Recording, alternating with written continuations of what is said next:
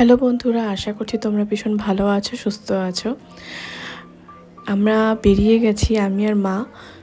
আজ কোথাও যাচ্ছি না, কোনো মজার ভিডিও না, কোনো ঘোরার ভিডিও না, কারণ গত 4 দিন ধরে আমার দিদুন মানে আমার মায়ের মা মেডিকেল কলেজে ভর্তি আছে।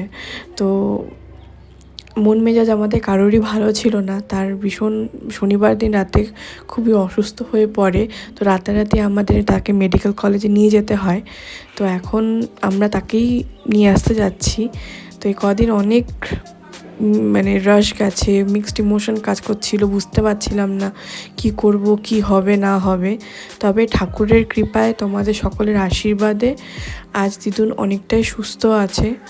তো ডাক্তারও ছুটি দিয়ে দিয়েছে, রিপোর্টও সমস্ত নর্মালি আছে।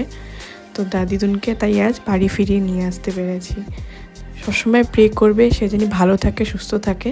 আর ভালো লাগলে একটা লাইক, কমেন্ট, শেয়ার কিন্তু অবশ্যই করে দেবে।